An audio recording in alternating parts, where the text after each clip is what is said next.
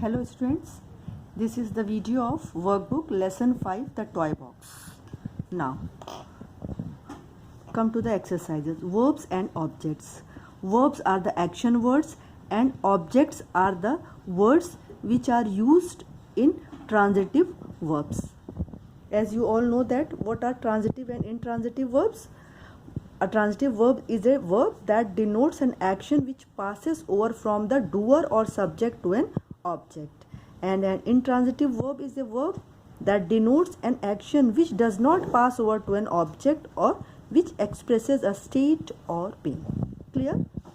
Now, here you have given two examples. I heard some noises. He paused.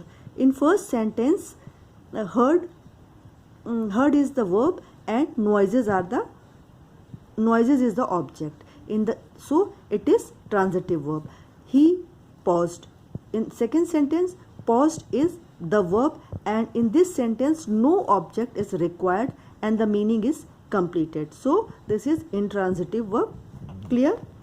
In the first sentence the verb needs an object, so it is transitive, and in the second sentence the verb does not need an object, so it is intransitive. Now come to the exercise. Underline the verbs in the following. Which verbs need an object to complete the sentence? If there is an object, write it in the space. If there is no object, write none. Clear? Come to the first sentence.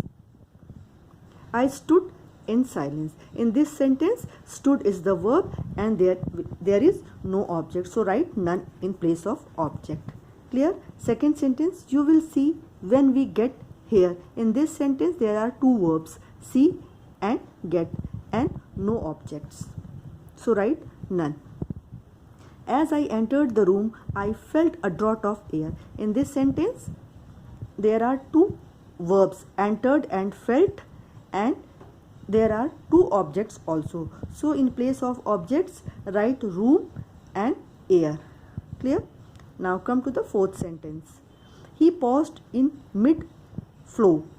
Here paused is verb and there is no object. Clear? Come to the next sentence.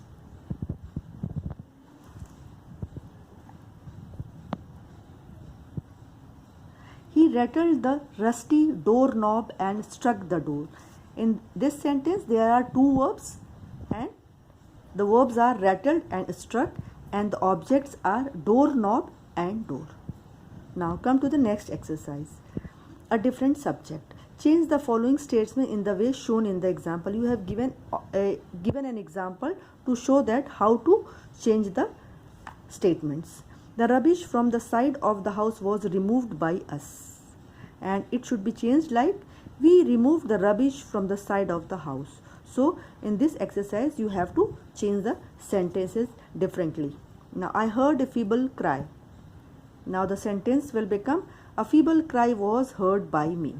Second sentence, I found Matilda in the bedroom. Matilda was found in the bedroom by me. Next, my sister blamed me for the moodiness of my parents. I was blamed by my sister for the moodiness of my parents. Next, I was followed in the playroom by them. They followed me to the playroom. Next, number 5. The light had given us some courage. We were given some courage by the light. Now come to the next exercise, dictionary work. Find these words in a dictionary and write a short definition of each. The first word is floorboards. Long meaning is long planks that are used to make a floor. Second word is doorknob. A handle on a door that is turned to release the latch. Now come to the page number 52.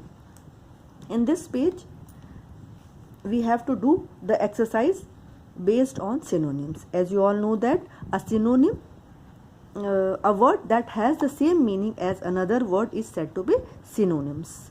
In column A you have given some words and in column B the same meaning, so you have to match it correctly. Okay, now come to the correct synonyms.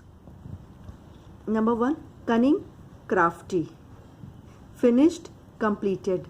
Swiftly, quickly. Upset, distressed. Lived, dwelt. People, student. Affairs, matters. Deeply, profoundly. Obedient, dutiful. Carefully, consciously. Plan, scheme. Gathered, collected. Now, last exercise, you have to practice yourself. You have to use a word with as a noun and as a verb. So you do it yourself. Now, in my next video, I will explain the next exercise of workbook.